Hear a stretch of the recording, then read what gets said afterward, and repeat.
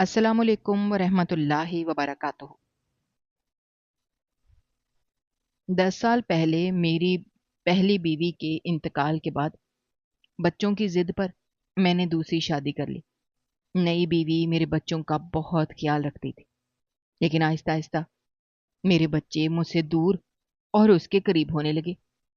ایک رات میں گہری نیند میں تھا، اچانک میری آنکھ کھلی۔ میری بیوی میرے سرہانے کھڑی مجھے عجیب سی مسکراہٹ کے ساتھ دیکھ رہی تھی، اور اس کے ہاتھ میں ایک انجیکشن تھا۔ میں نے گھبرا کر پوچھا تو اس نے بیڈ کے نیچے سے میری پہلی بیوی کی تصویر نکالی اور ایسا انکشاف کیا کہ میری چیخیں نکل گئیں، کیونکہ 10 سال پہلے کا وہ دن میری زندگی کا سب سے تاریک دن تھا، جب میری پہلی بیوی اچانک اس دنیا سے رخصت ہو گئی اور میرے ہنستے کھیلتے گھر میں ماتم چھا گیا۔ اس کے جانے کے بعد سب سے بڑا مسئلہ میرے معصوم بچوں کا تھا، جو اپنی ماں سے بے حد جڑے ہوئے تھے، اور ان کے لیے ماں کے بغیر ایک پل بھی گزارنا ناممکن تھا۔ موت ایک ایسی حقیقت ہے جسے تسلیم کرنا پڑتا ہے، لیکن چھوٹے بچوں کو یہ بات سمجھانا میرے بس سے باہر تھا۔ وہ روزانہ اپنی ماں کو ڈھونڈتے، اور جب وہ انہیں نہ ملتی تو وہ زور زور سے رونے لگتے۔ ان کا رونا مجھ سے برداشت نہیں ہوتا تھا۔ میں نے اپنے کام اور دفتر کی مصروفیات کو کم کر دیا تاکہ اپنا زیادہ تر وقت ان بچوں کو دے سکوں۔ میں صبح سویرے جاگ کر ان کے لیے ناشتہ بناتا، جو کبھی جل جاتا اور کبھی کچا رہ جاتا، لیکن میں پوری کوشش کرتا کہ انہیں کسی طرح بھوکا نہ رہنے دوں۔ میں ان کے چھوٹے چھوٹے کپڑے دھوتا، انہیں پہناتا اور ان کے بال سنوارنے کی کوشش کرتا، لیکن میری یہ تمام تر کوششیں ایک ماں کی ممتا کا متبادل نہیں بن سکتی تھیں۔ بچے ناشتہ کرنے سے انکار کر دیتے اور روتے روتے زمین پر لیٹ جاتے۔ وہ ضد کرتے کہ ان کی ماں انہیں اپنے ہاتھوں سے کھانا کھلائے گی تو ہی وہ کھائیں گے۔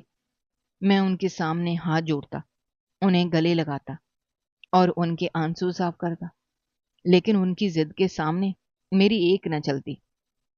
دن گزرتے جا رہے تھے، گھر کا سارا نظام درہم برہم ہو چکا تھا۔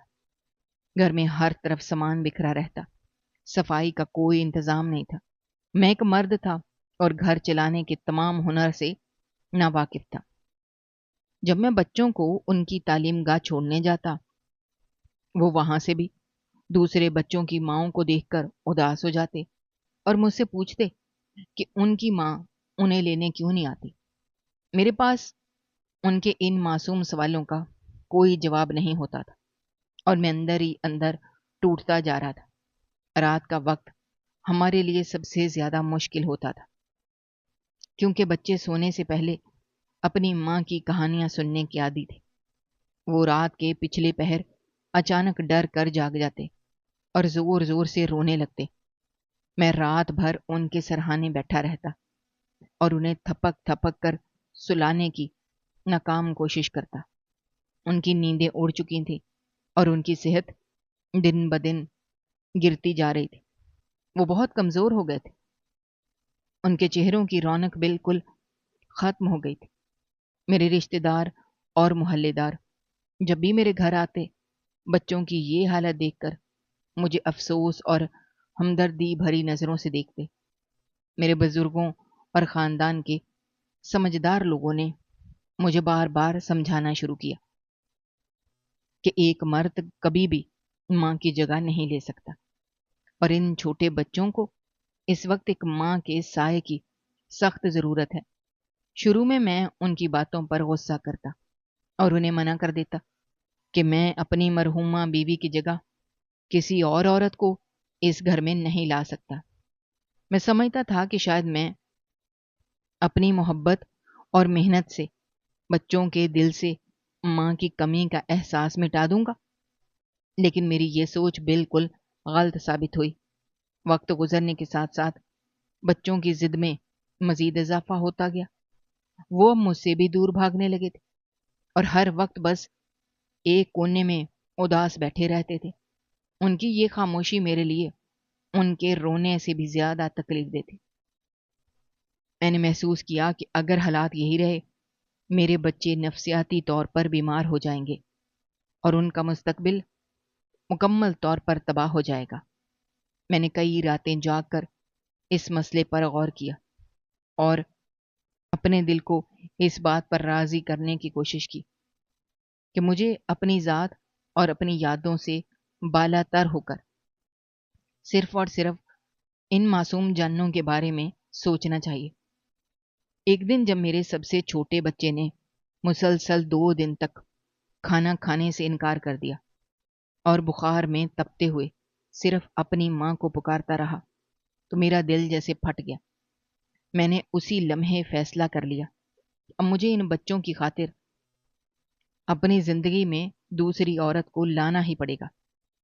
میں نے اپنے خاندان کے بزرگوں کو اپنے اس فیصلے سے آگاہ کیا، لیکن ساتھ ہی میں نے یہ شرط بھی واضح کر دی کہ میں یہ شادی صرف اپنے بچوں کے لیے کر رہا ہوں، اور جو بھی خاتون میرے نکاح میں آئے گی اسے سب سے پہلے میرے بچوں کی ماں بننا پڑے گا اور انہیں سگے بچوں جیسا پیار دینا پڑے گا۔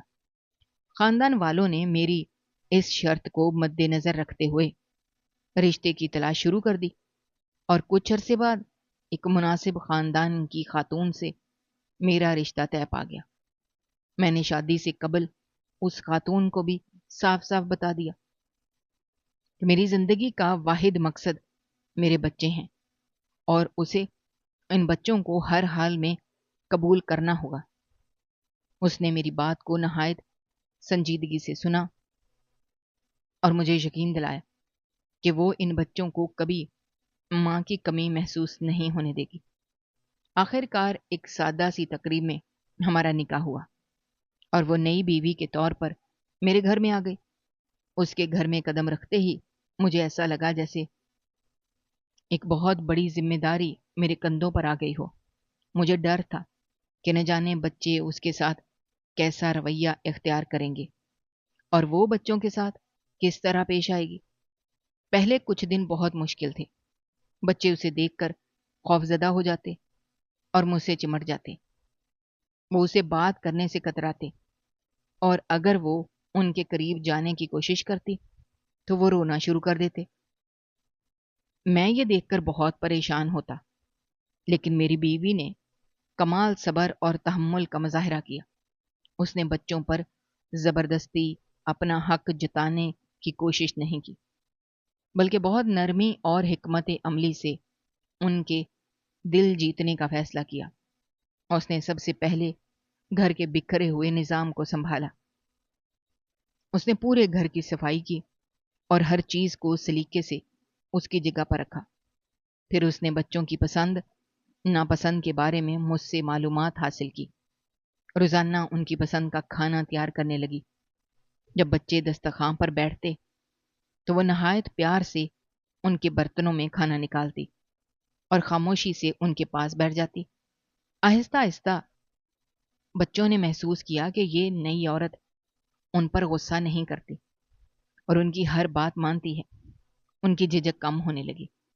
وہ صبح سویرے جا کر بچوں کے لیے گرم پانی کا انتظام کرتی، ان کے کپڑے استری کرتی، انہیں نہایت پیار سے جگاتی۔ شروع میں بچے مجھ سے ہی کپڑے تبدیل کرواتے، لیکن ایک دن جب میں دفتر کے کام میں مصروف تھا، اس نے آگے بڑھ کر بچوں کو تیار کیا اور حیرت انگیز طور پر بچوں نے کوئی مزاحمت نہیں کی۔ یہ میرے لیے ایک بہت بڑا سکون تھا۔ دن بھر جب میں کام پر ہوتا، وہ بچوں کے ساتھ گھر میں اکیلی ہوتی۔ واپسی پر میں دیکھتا کہ بچے اب رو نہیں رہے ہوتے، بلکہ صاف ستھرے کپڑے پہنے کھیل کود میں مصروف ہوتے تھے۔ اس نے بچوں کے ساتھ کھیلنا شروع کر دیا۔ وہ ان کے ساتھ زمین پر بیٹھ کر ان کے کھلونوں سے کھیلتی اور انہیں دلچسپ کہانیاں سناتی۔ بچوں کو اس کی سنائی ہوئی کہانیاں بہت پسند آنے لگی اور وہ رات کو سونے سے پہلے اسے کہانی سنانے کی ضد کرنے لگے۔ یہ وہی بچے تھے جو کچھ عرصہ قبل کسی کی صورت دیکھنے کے روادار نہیں تھے۔ اب وہ اس نئی عورت کے سائے میں سکون محسوس کرنے لگے تھے۔ میری بیوی نے گھر کے تمام کام کاج کے ساتھ ساتھ بچوں کی پڑھائی پر بھی توجہ دینا شروع کر دی۔ وہ ان کے ساتھ بیٹھ کر انہیں سبق یاد کرواتی، ان کی غلطیوں پر انہیں ڈانٹنے کے بجائے بہت پیار سے سمجھاتی۔ بچوں کی صحت جو پہلے ہی بہت خراب ہو چکی تھی، اب دن بدن بہتر ہونے لگی تھی۔ ان کے چہروں پر دوبارہ وہی پرانی رونق اور معصومیت لوٹ آئی تھی۔ میں ان تبدیلیوں کو دیکھ کر دل ہی دل میں اللہ کا شکر ادا کرتا کہ میرا دوسری شادی کرنے کا فیصلہ بالکل درست ثابت ہوا تھا۔ میں جو پہلے ہر وقت بچوں کی فکر میں گھلا جاتا تھا، اب پوری طرح مطمئن اور پرسکون ہو گیا تھا۔ میں نے دفتر کے کاموں میں دوبارہ پوری توجہ دینا شروع کر دی، کیونکہ مجھے معلوم تھا کہ میرے پیچھے میرے بچے ایک محفوظ اور شفیق ہاتھوں میں ہیں۔ میری نئی بیوی نے ثابت کر دیا تھا کہ وہ صرف ایک بیوی نہیں بلکہ ایک بہترین ماں بھی ہے۔ وہ رات کو کئی بار جاگ کر دیکھتی کہ بچوں نے بستر پر چادر اوڑھی ہوئی ہے یا نہیں۔ اگر کوئی بچہ نیند میں ڈر جاتا، وہ اسے فوراً اپنے سینے سے لگا لیتی اور اسے دلاسا دیتی۔ بچوں نے بھی اسے پوری طرح قبول کر لیا تھا اور اب وہ ہر بات میں اسی کا نام لیتے تھے۔ گھر میں اب رونے کی آوازوں کی جگہ بچوں کے کہکہوں اور مسکراہٹوں نے لے لی تھی۔ وہ نہایت ایمانداری، لگن اور خلوص کے ساتھ میرے معصوم بچوں کا بہت خیال رکھتی تھی اور ان کی دیکھ بھال، پرورش اور تمام تر ضروریات کی مکمل ذمہ داری اس نے بخوشی اٹھا لی تھی۔ شروع کے چند ماہ تو مجھے یہ سب دیکھ کر بے حد سکون ملتا تھا۔ میرے بچے اب خوش ہیں اور ان کے چہروں کی رونق لوٹ آئی ہے۔ میں دل ہی دل میں خوش ہوتا کہ میرا دوسری شادی کا فیصلہ کتنا درست تھا اور میں نے اپنے بچوں کے لیے ایک بہترین انتخاب کیا ہے۔ لیکن وقت گزرنے کے ساتھ ساتھ گھر کا ماحول ایک عجیب اور خاموشی سی تبدیلی کا شکار ہونے لگا۔ یہ تبدیلی اتنی سست اور خاموش تھی، مجھے ابتدا میں اس کا بالکل اندازہ نہیں ہوا۔ میں تو بس اپنے کام میں مگن تھا اور اس بات پر مطمئن تھا کہ گھر کا نظام اور بچے ایک محفوظ ہاتھوں میں ہیں۔ لیکن آہستہ آہستہ حالات بدلنے لگے۔ میں نے محسوس کیا کہ میرے بچے مجھ سے دور ہونے لگے ہیں۔ پہلے جب میں شام کو تھکا ہارا کام سے واپس آتا تھا، میرے بچے دروازے پر میرا انتظار کر رہے ہوتے تھے اور مجھے دیکھتے ہی دوڑ کر میری ٹانگوں سے لپٹ جاتے تھے۔ میں انہیں باری باری گود میں اٹھاتا، ان کے ماتھے چومتا اور میری دن بھر کی ساری تھکاوٹ ان کی ایک مسکراہٹ دیکھ کر اتر جاتی تھی۔ لیکن اب ایسا نہیں ہوتا تھا۔ اب میں جب دروازہ کھول کر اندر داخل ہوتا، گھر میں ایک خاموشی چھائی ہوتی۔ بچے اپنے کمرے میں یا تو کھیل رہے ہوتے یا اپنی نئی ماں کے ساتھ باتوں میں مصروف ہوتے۔ میری آمد پر ان کی طرف سے کوئی خاص رد عمل نہیں ہوتا تھا۔ اگر میں خود ان کے پاس جاتا تو وہ بس ایک رسمی سی نظر مجھ پر ڈالتے اور دوبارہ اپنے کام میں یا اپنی ماں کے ساتھ متوجہ ہو جاتے۔ ان کا یہ رویہ میرے لیے حیران کن اور تکلیف دہ تھا۔ میں نے سوچا شاید یہ وقتی تبدیلی ہے یا بچے کسی کھیل میں زیادہ مگن ہیں، لیکن وقت کے ساتھ یہ دوری بڑھتی چلی گئی۔ پہلے بچے اپنی ہر چھوٹی بڑی ضرورت کے لیے میرے پاس آتے تھے۔ اگر ان کا کوئی کھلونا ٹوٹ جاتا یا انہیں کوئی نئی چیز چاہیے ہوتی تو وہ مجھ سے فرمائش کرتے تھے۔ رات کو سونے سے پہلے وہ مجھ سے مل کر سوتے، میری کہانیاں سنتے تھے۔ لیکن اب انہوں نے اپنی ہر بات، ہر ضرورت اور ہر فیصلے کے لیے مجھ سے کٹ کر مکمل طور پر اپنی نئی ماں کی طرف دیکھنا شروع کر دیا تھا۔ اگر میں ان کے لیے بازار سے ان کی پسند کا کوئی پھل یا مٹھائی لے کر آتا، وہ مجھے میرے ہاتھ سے لینے کے بجائے اپنی ماں کی طرف دیکھتے، اور جب تک وہ انہیں اجازت نہ دیتی یا خود اپنے ہاتھ سے نہ دیتی، وہ اس چیز کو ہاتھ تک نہیں لگاتے تھے۔ یہ دیکھ کر میرا دل اندر سے کٹ کر رہ جاتا تھا۔ میں ان کا سگا باپ تھا، میں نے ان کے لیے اپنی زندگی کی ہر خوشی قربان کر دی تھی، راتوں کی نیندیں حرام کی تھی، لیکن اب وہ مجھ سے زیادہ اس عورت پر اعتبار کرنے لگے تھے جو چند ماہ پہلے تک ان کے لیے بالکل اجنبی تھی۔ وہ صبح جاگنے سے لے کر رات سونے تک صرف اپنی ماں کے ارد گرد گھومتے رہتے تھے۔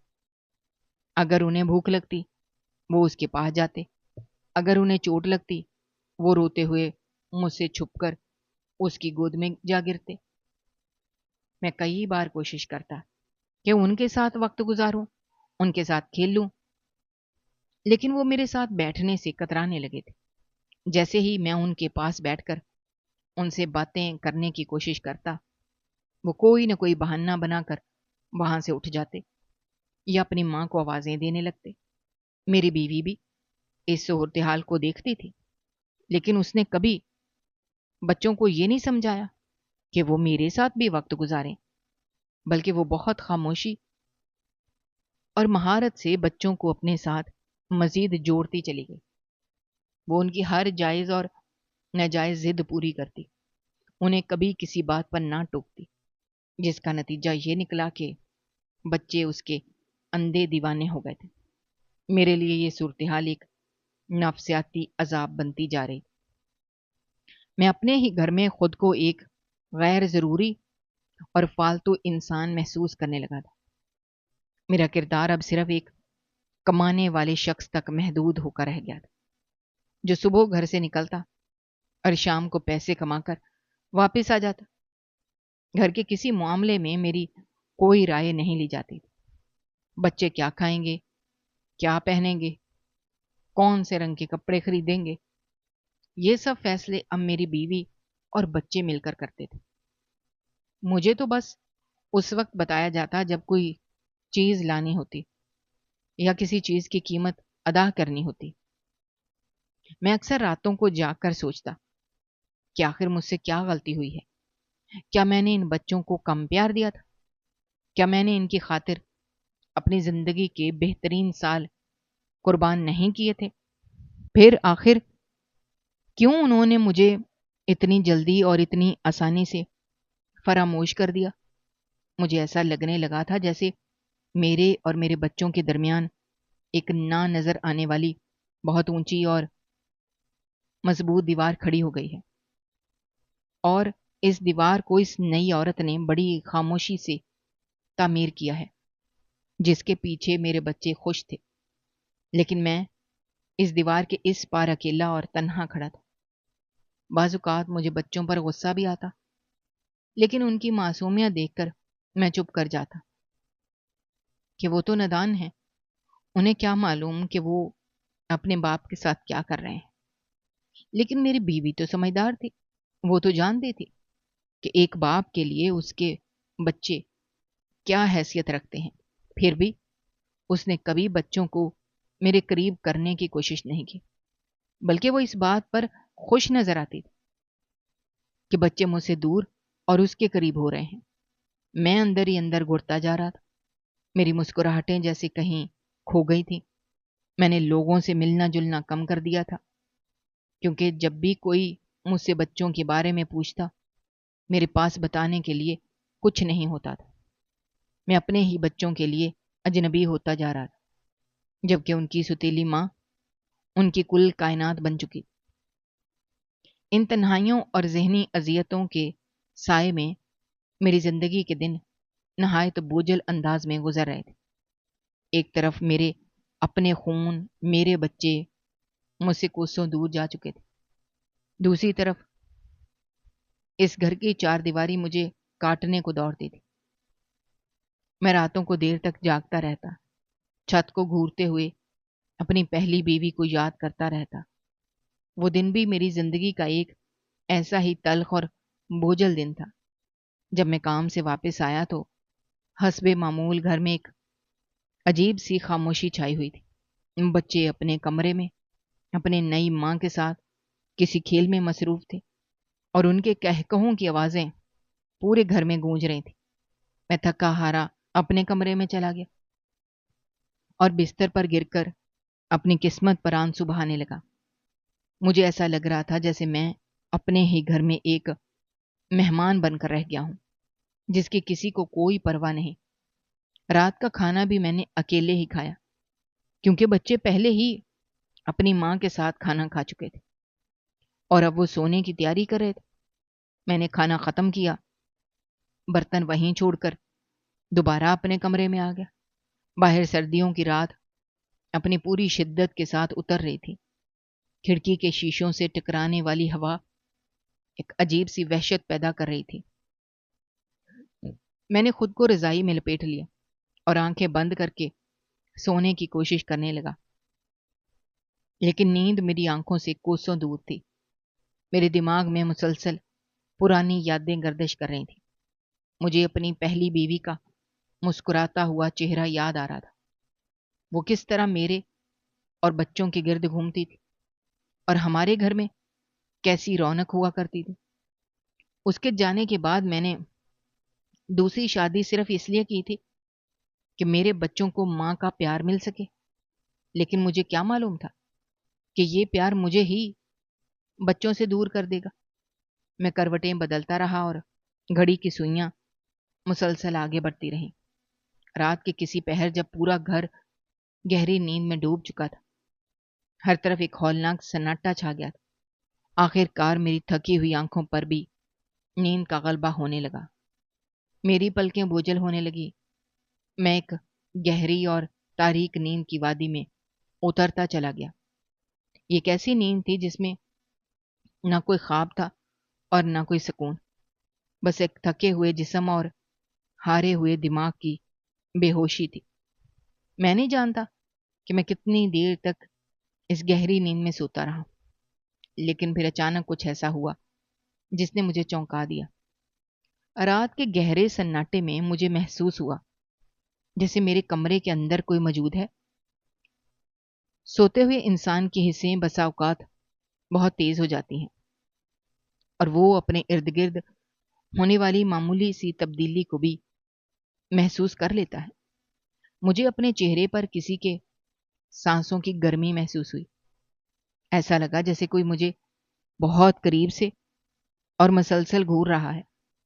میرے جسم میں ایک سنسناہٹ سی دوڑ گئی اور میری بند آنکھوں کے پیچھے ایک خوف کا احساس جاگنے لگا۔ میں نے گہری نیند کے خمار سے نکلنے کی کوشش کی اور اپنا ذہن حاضر کیا۔ مجھے اپنے سرہانے کسی کے کھڑے ہونے کا واضح احساس ہوا۔ میں نے گھبراہٹ کے عالم میں اپنی آنکھیں پوری کھول دی۔ کمرے میں گھپ اندھیرا تھا، لیکن کھڑکی کے پردوں کے درمیان سے آنے والی ہلکی سی روشنی میں مجھے جو منظر نظر آیا اس نے میرے ہوش اڑا دیے۔ میرے بالکل قریب میرے سرہانے میری بیوی کھڑی تھی۔ وہ بت بنی ہوئی تھی، اس کی نظریں سیدھی میرے چہرے پر گڑی ہوئی تھی۔ میں نے اس وقت تک اسے ہمیشہ ایک نرم مزاج اور شفیق عورت کے روپ میں دیکھا تھا، لیکن اس وقت اس کا چہرہ بالکل بدلا ہوا تھا۔ اس کے چہرے پر ایک عجیب اور خوفناک سی مسکراہٹ تھی، جو کسی بھی طرح ایک عام انسان کی مسکراہٹ نہیں لگ رہی تھی۔ وہ مسکراہٹ اتنی پرسرار اور ہولناک تھی کہ میرے جسم کا سارا خون جیسے برف بن گیا۔ اس کی آنکھیں پوری طرح کھلی ہوئی تھیں اور ان میں ایک ایسی چمک تھی جو مجھے اندر تک خوفزدہ کر رہی تھی۔ میں نے بستر سے اٹھنے کی کوشش کی، لیکن خوف کی شدت سے میرا جسم جیسے مفلوج ہو چکا تھا۔ میری نظر اس کے چہرے سے ہٹ کر اس کے دائیں ہاتھ پر پڑی اور وہاں جو چیز تھی اسے دیکھ کر میری آنکھیں پھٹی کی پھٹی رہ گئیں۔ اس نے اپنے ہاتھ میں ایک شیشے کا آلہ پکڑ رکھا تھا جس میں کوئی شفاف مایا بھرا ہوا تھا، اور اس کے آگے لگی ہوئی ایک لمبی اور تیز سوئی روشنی میں چمک رہی تھی۔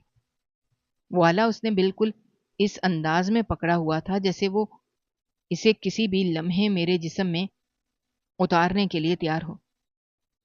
میرے ذہن میں ہزاروں سوالات ایک ساتھ گردش کرنے لگے کہ رات کے اس پہر وہ میرے سرہانے کی دوا بھری سوئی لے کر کیوں کھڑی ہے اور اس کے چہرے پر یہ خوفناک مسکراہٹ کیوں ہے؟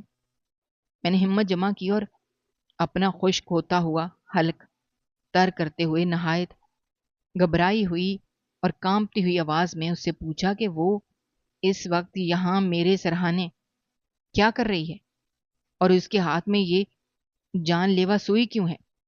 میں نے اسے کہا کہ وہ مجھے بتائے اس کا کیا ارادہ ہے اور وہ مجھ سے کیا چاہتی ہے، لیکن میری اتنی ساری باتوں اور میرے خوفزدہ چہرے کو دیکھ کر بھی اس نے کوئی جواب نہیں دیا۔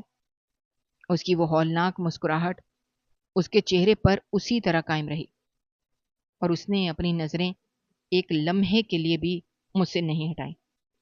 اس کی یہ خاموشی میرے لیے اس سوئی سے بھی زیادہ خوفناک ثابت ہو رہی۔ پھر اس نے آہستہ سے حرکت کی۔ اس نے اپنا وہ ہاتھ جس میں کوئی چیز نہیں تھی نیچے کی طرف بڑھایا اور جھک کر میرے بستر کے بالکل نیچے ہاتھ ڈالا۔ میں خوف اور حیرت کے ملے جلے جذبات کے ساتھ اسے دیکھ رہا تھا کہ وہ بستر کے نیچے سے کیا نکالنے والی ہے۔ چند ہی لمحوں بعد اس نے اپنا ہاتھ باہر نکالا۔ اس کی انگلیوں کے درمیان ایک پرانی تصویر موجود تھی۔ اس نے وہ تصویر سیدھی کی اور اسے بالکل میرے چہرے کے سامنے کر دیا۔ روشنی کی اس ہلکی سی کرن میں نے صاف دیکھا کہ وہ میری پہلی بیوی کی تصویر تھی، وہی بیوی جو 10 سال پہلے اس دنیا سے رخصت ہو چکی تھی اور جس کی موت نے میری اور میرے بچوں کی زندگی میں یہ طوفان برپا کیا تھا۔ وہ تصویر دیکھ کر میرے دماغ میں ایک دھماکہ سا ہوا۔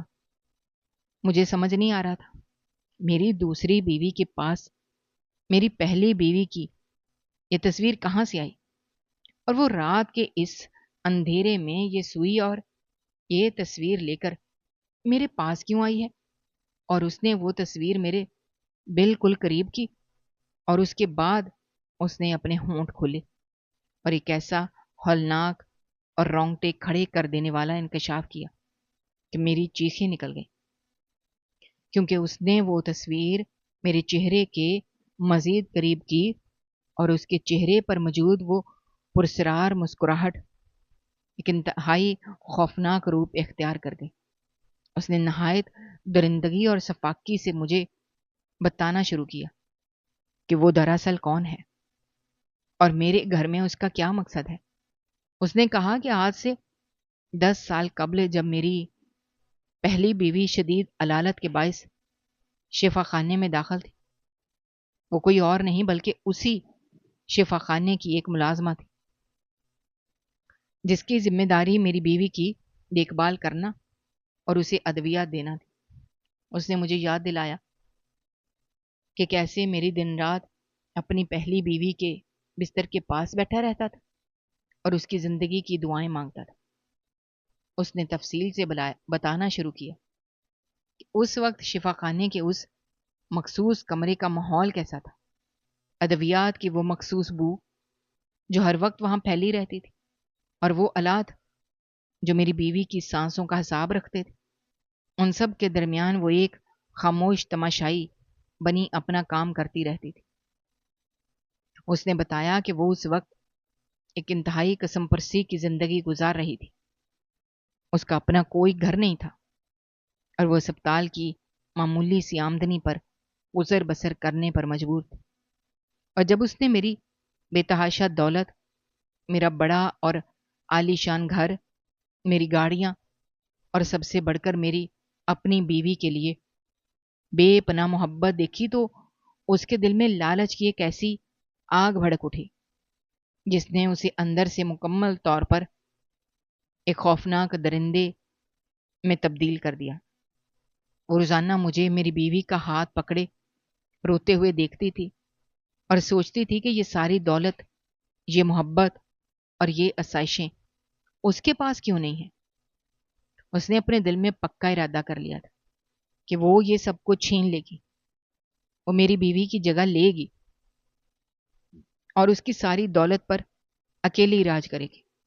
اس نے نہایت فخر اور غرور کے ساتھ اپنے اس گھنونے جرم کا اعتراف کیا کہ میری پہلی بیوی کی موت کوئی قدرتی موت یا بیماری کا نتیجہ نہیں تھی۔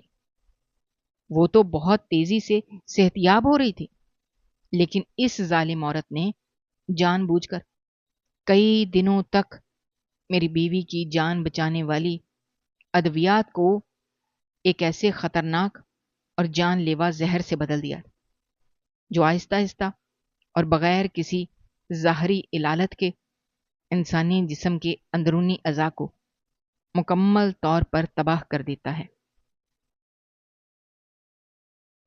وہ روزانہ نہایت اطمینان سے وہ زہر میری بیوی کی رگوں میں اتارتی رہی، اور ہم سب بشمول ہسپتال کے ماہر ڈاکٹروں یہی سمجھتے رہے کہ وہ ایک نہایت فرشناس اور محنتی ملازمہ ہے جو میری بیوی کی جان بچانے کی ہر ممکن کوشش کر رہی ہے۔ اس نے بتایا کہ جب میری بیوی آخری سانسیں لے رہی تھی اور درد سے تڑپ رہی تھی تو وہ وہیں کھڑی مسکرا رہی تھی، کیونکہ اس کا پہلا وار بالکل کامیاب ہو چکا تھا اور میرے گھر کا دروازہ اس کے لیے کھلنے والا تھا۔ اس خوفناک سچائی کو سن کر میرے ذہن پر جیسے کسی نے بھاری وار کیا ہو۔ میرا جسم خوف، صدمے اور غصے کی شدت سے کانپنے لگا۔ میری آنکھوں سے بے اختیار آنسو بہنے لگے کہ میں نے کس طرح ایک بے رحم قاتل کو اپنے گھر میں پناہ دی، اسے اپنے بستر پر جگہ دی اور اسے اپنے معصوم بچوں کی ماں بنا دیا۔ لیکن اس ظالم اور سفاک عورت کی داستان ابھی ختم نہیں ہوئی تھی۔ اس نے مزید بتایا کہ وہ میری پہلی بیوی کی موت کے بعد جب میں اپنے بچوں کو لے کر گھر آ گیا تھا، اس نے میرا پیچھا نہیں چھوڑا۔ وہ مستقل میرے گھر اور میرے حالات پر نظر رکھے ہوئے تھی۔ اسے معلوم تھا کہ میرے چھوٹے اور معصوم بچے اپنی ماں کے بغیر کس قدر اذیت ناک اور تکلیف دہ زندگی گزار رہے ہیں، اور میں ان کی خاطر کس قدر مجبور، بے بس اور ذہنی طور پر کمزور ہو چکا ہوں۔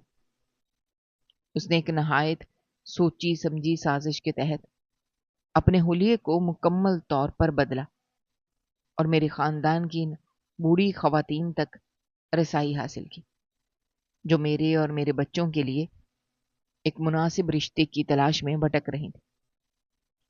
اس نے ان خواتین کے سامنے خود کو ایک نہایت نیک، غریب اور یتیم عورت کے طور پر پیش کیا، جس کا اس دنیا میں کوئی سہارا نہیں تھا اور جو صرف کسی کا گھر بسانا چاہتی تھی اور میرے معصوم بچوں کو ماں کا پیار دینا چاہتی تھی۔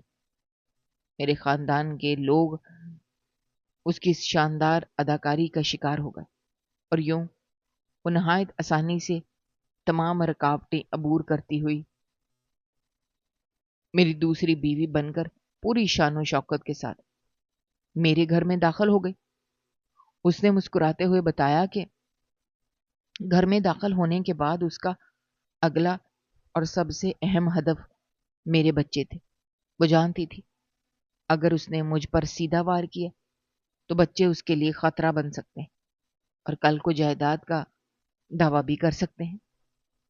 اس لیے اس نے بڑی مکاری اور ایک طویل حکمت عملی کے تحت میرے بچوں کو مجھ سے دور کرنے کا منصوبہ بنایا۔ اس نے مجھے بتایا کہ وہ روزانہ جب میں صبح کام پر نکل جاتا پورا دن بچوں کے ذہنوں میں میرے خلاف زہر گھولتی تھی۔ وہ انہیں بتاتی تھی کہ ان کا باپ ان سے محبت نہیں کرتا اور وہ صرف اپنی دولت اور اپنی ذات میں مست رہتا ہے۔ اس نے بچوں کو ہر وہ مہنگی چیز، ہر وہ مہنگا کھلونا لا کر دیا جس کی میں انہیں کبھی ان کی بہتری کے لیے اجازت نہیں دی تھی۔ اس نے ان کی ہر غلط بات کو سراہا، ان کی ہر ناجائز ضد پوری کی اور انہیں ہر طرح کی پابندی سے مکمل آزادی دی تاکہ وہ اس کے احسانات تلے دب کر مکمل طور پر اس کے تابع ہو جائیں۔ اس نے ہنستے ہوئے مجھے تانا دیا کہ میں کس قدر نادان اور اندھا تھا جو یہ سمجھتا رہا کہ وہ میرے بچوں سے سچی محبت کرتی ہے اور ان کا خیال رکھتی ہے، جبکہ حقیقت میں وہ صرف انہیں ایک تیز دھار ہتھیار کے طور پر استعمال کر رہی تھی، تاکہ وہ مجھے اس گھر میں بالکل تنہا، الگ تھلگ اور بے یار و مددگار کر سکے۔ اس کا یہ بھیانک منصوبہ بھی مکمل کامیابی سے ہمکنار ہوا۔ آج میرے اپنے سگے بچے میری شکل تک دیکھنا پسند نہیں کرتے اور اس قاتل اور خونی عورت کو اپنی سگی ماں سے بھی زیادہ بلند درجہ دیتے ہیں۔ اس نے کہا کہ آج پورے 10 سال کی کڑی محنت کے بعد اس کا منصوبہ اپنی آخری اور حتمی منزل پر پہنچ چکا ہے۔ اب اس گھر کی تمام جائیداد، میری تمام عمر کی کمائی، میرے تمام کاروبار اور یہاں تک کہ میرے اپنے بچے بھی پوری طرح اس کی گرفت میں قید ہیں، اور اب اسے میری مزید کوئی ضرورت نہیں رہی۔ میں اس کے راستے کی آخری دیوار تھا جسے آج گرانا لازمی تھا۔ اس نے اپنے دائیں ہاتھ میں پکڑی ہوئی اس تیز اور لمبی سوئی کو ہوا میں لہراتے ہوئے مجھ سے کہا کہ اس شیشے کی نالی کے اندر ایک ایسا انتہائی خطرناک اور نایاب مادہ موجود ہے جو انسانی خون میں شامل ہوتے ہی سیدھا دماغ پر حملہ کرتا ہے اور دماغ کی تمام رگوں کو سکیڑ کر پورے جسم کے اعصابی نظام کو ہمیشہ کے لیے مکمل طور پر مفلوج کر دیتا ہے۔ وہ مجھ سے جان سے مارنا نہیں چاہتی، کیونکہ اگر میں مر گیا تو قانون حرکت میں آ سکتا ہے، میرے رشتہ دار جائیداد میں اپنا حصہ مانگنے آ جائیں گے اور بچوں کے نام پر موجود دولت کا حساب کتاب شروع ہو جائے گا جو وہ ہرگز نہیں چاہتی۔ وہ مجھے ایک ایسی بے بس اور لاچار زندہ لاش بنانا چاہتی تھی جو سانس تو لیتی ہو، جس کا دل تو دھڑکتا ہو اور جو سب کچھ دیکھ اور سن سکتی ہو، لیکن کچھ نہ بول سکے اور نہ ہی اپنے جسم کا کوئی ایک حصہ ہلا سکے، تاکہ وہ میری موجودگی میں اور میری کھلی آنکھوں کے سامنے میری تمام دولت کی اکلوتی وارث اور مختار بن کر اپنی بقیہ زندگی انتہائی عیش و عشرت اور آزادی سے گزار سکے۔ وہ جانتی تھی کہ جب میں مفلوج ہو کر بستر پر پڑا رہوں گا تو وہ میرے انگوٹھے کے نشانات انتہائی آسانی سے تمام قانونی کاغذات پر لگا کر ساری دولت قانونی طور پر اپنے نام منتقل کروا لے گی۔ اس کی یہ ساری خوفناک اور دل دہلا دینے والی باتیں سن کر میرے اندر موجود زندگی کی آخری رمق اور ایک باپ کی غیرت نے جیسے زبردست بغاوت کر دی۔ میں نے سوچا کہ چاہے میری جان ہی کیوں نہ چلی جائے، میں اس خونی درندے کو اپنے بچوں اور اپنی محنت کی کمائی پر قابض نہیں ہونے دوں گا۔ میں نے اپنی تمام تر جمع شدہ اعصابی طاقت کو یکجا کیا اور ایک زوردار جھٹکے کے ساتھ بستر سے اٹھ کر اس پر پوری قوت سے چھلانگ لگائی۔ میں چاہتا تھا کہ کسی طرح اس کے ہاتھ سے وہ زہر بھری سوئی چھین لوں اور اس قاتل عورت کا گلا دبا کر اسے ہمیشہ کے لیے ختم کر دوں، لیکن افسوس کہ میری ڈھلتی عمر اور پچھلے کئی سالوں کی مسلسل ذہنی دباؤ اور تنہائی نے مجھے اندر سے بالکل کھوکھلا اور کمزور کر دیا تھا، جبکہ وہ ایک جوان، توانا اور انتہائی ظالم عورت ہے۔ اس نے میری اس کمزور سی مزاحمت اور حملے کو نہایت آسانی سے ناکام بنا دیا۔ اس نے اپنے ایک ہی زوردار اور مضبوط ہاتھ سے مجھے دھکا دے کر واپس بستر پر گرا دیا۔ میں نے خود کو سنبھالنے کی کوشش کی، لیکن اس کا دوسرا ہاتھ جس میں وہ موت کا سامان تھا پوری طاقت سے میری گردن کی طرف بڑھا۔ میں نے پوری شدت سے چیخنے کی کوشش کی۔ میں اپنے سوئے ہوئے بچوں کو مدد کے لیے پکارنا چاہتا تھا۔ میں چاہتا تھا کہ میری آواز سن کر کوئی تو میرے کمرے کی طرف بھاگا آئے، لیکن اس سے پہلے کہ میرے خشک حلق سے کوئی بھی آواز نکل پاتی یا میں کوئی دوسرا وار کر پاتا، اس نے اپنے ہاتھ میں موجود وہ لمبی، تیز اور جان لیوا سوئی انتہائی بے رحمی اور صفاقی کے ساتھ میری گردن کی ایک ابری ہوئی موٹی رگ میں پوری کی پوری اتار دی۔ مجھے اپنی گردن میں ایک شدید چبھن اور اس کے بعد ایک ناقابل برداشت اور جلتا ہوا درد محسوس ہوا، جیسے کسی نے کھولتا ہوا مادہ میری رگوں میں انڈیل دیا ہو۔ اس نے سوئی کے اندر موجود سارا زہریلا مادہ چند ہی لمحوں میں دبا کر میرے خون کے بہاؤ میں شامل کر دیا، پھر نہایت تیزی اور مہارت سے وہ سوئی باہر نکال لی۔ زہر نے خون میں شامل ہوتے ہی اپنا خوفناک اور تباہ کن کام انتہائی تیزی سے شروع کر دی۔ مجھے ایسا محسوس ہوا جیسے میرے دماغ کی طرف جانے والا گرم خون اچانک جم کر برف بن گیا ہو اور میرے سر کے اندر ایک شدید دھماکہ ہوا ہو۔ میری آنکھوں کے سامنے گہرا کالا اندھیرا چھانے لگا، میری زبان میرے خشک تالو کے ساتھ چپک گئی اور میرے بولنے کی صلاحیت اسی لمحے ختم ہو گئی۔ میرے ہاتھ پیروں میں موجود جان اور حرارت تیزی سے ختم ہونے لگی۔ میں نے آخری بار اپنے دائیں ہاتھ کو اٹھانے کی کوشش کی تاکہ اپنی گردن کو دبا سکوں، لیکن میرا ہاتھ میرے اپنے جسم کا حصہ ہونے کے باوجود میرے دماغ کا کوئی بھی حکم ماننے سے مکمل طور پر انکاری ہو چکا تھا۔ میرا پورا جسم ایک سوکھی ہوئی لکڑی کی بے جان ٹکڑے کی طرح بالکل بے حس و حرکت ہو کر بستر پر پڑا تھا۔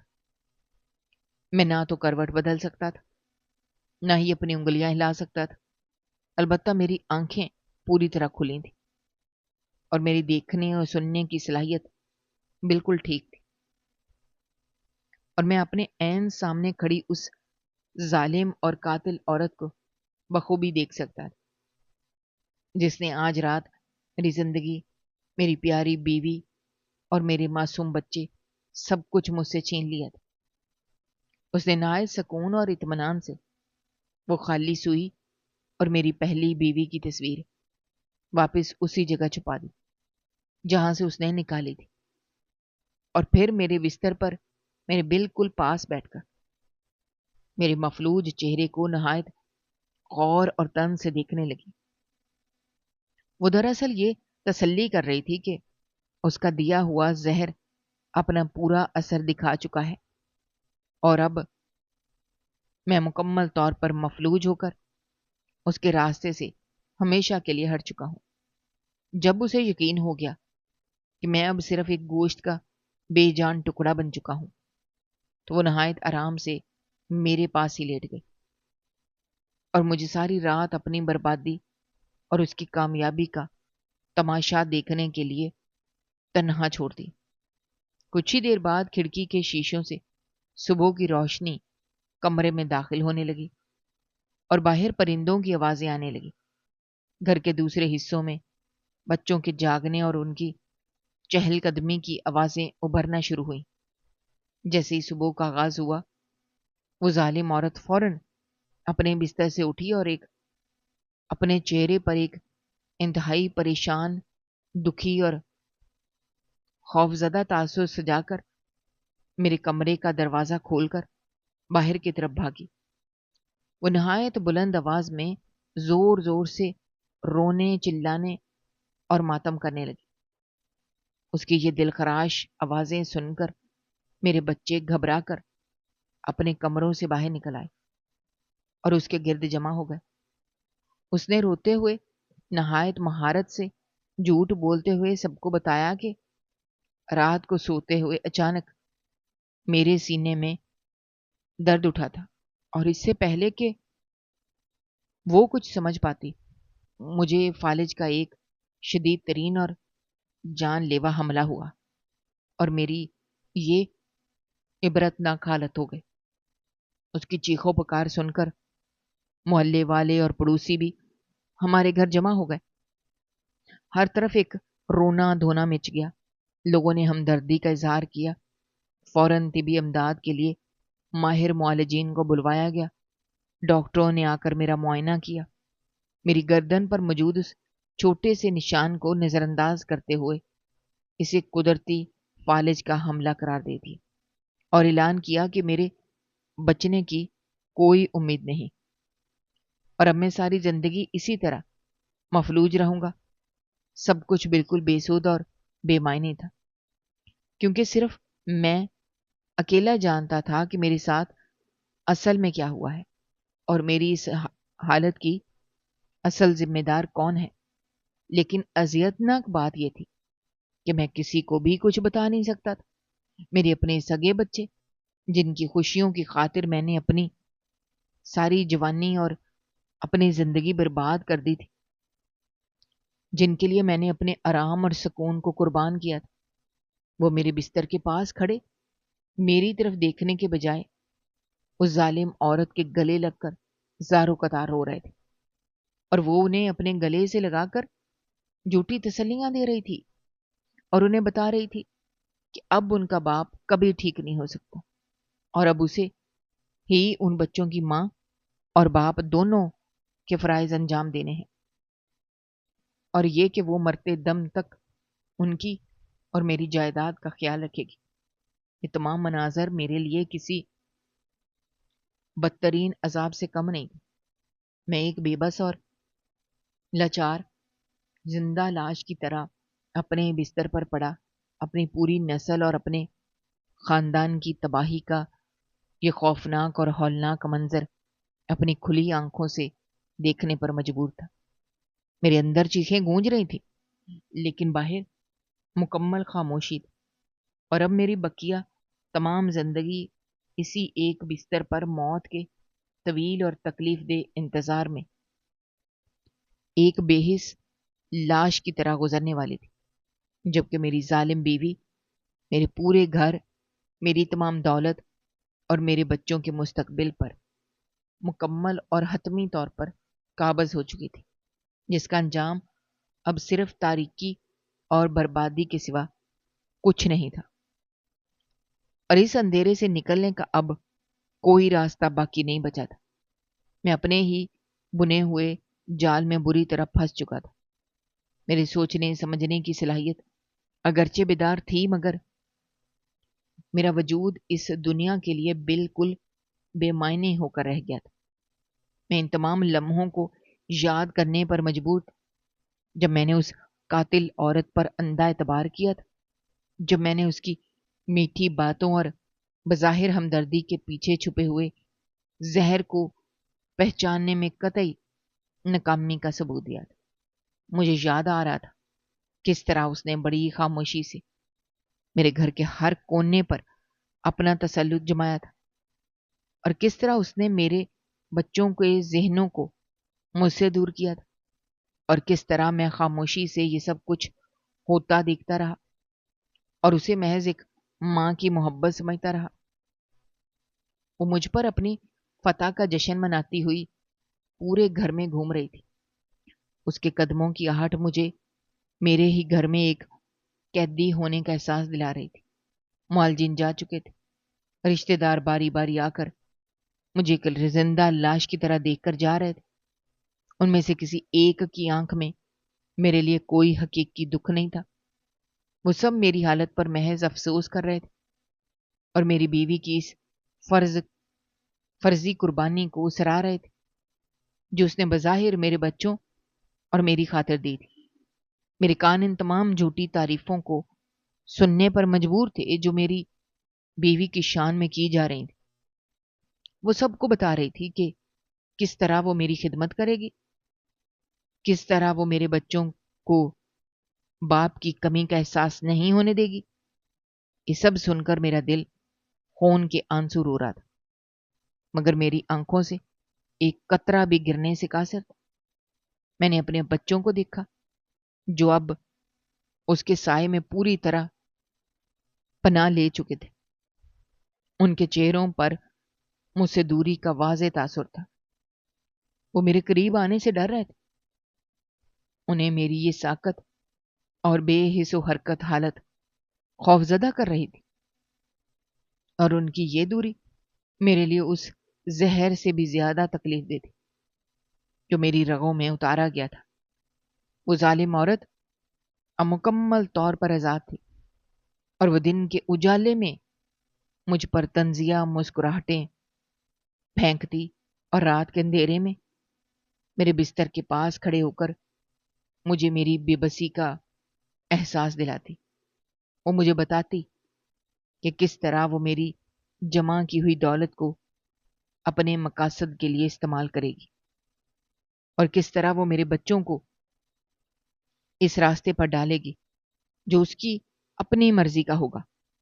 میں ایک خاموش تماشائی کی طرح اس کی ہر بات سننے اور اس کا ہر طنز سہنے پر مجبور تھا۔ میری زندگی کا سورج غروب ہو چکا تھا، اور اب صرف ایک طویل اور تاریک رات باقی تھی جس کی کوئی صبح نہیں تھی۔ میں اپنے ہی گھر میں اپنی ہی دولت کے درمیان ایک بھکاری سے بھی بدتر زندگی گزارنے پر مجبور کر دیا گیا تھا، اور یہ سب اس ایک فیصلے کا نتیجہ تھا جو میں نے 10 سال پہلے اپنے بچوں کی خاطر کیا تھا، مگر جس نے مجھے اور میرے بچوں کو ہمیشہ کے لیے تباہ کر دیا تھا۔ دوستو، ہماری آج کی یہ کہانی آپ کو کیسی لگی؟ کامنٹ باکس میں اپنی رائے کا اظہار کرنا مت بھولے گا، اور اگر آپ ہمارے چینل پر نئے ہیں تو چینل کو سبسکرائب کرنا بھی مت بھولے گا۔ شکریہ۔ اللہ حافظ۔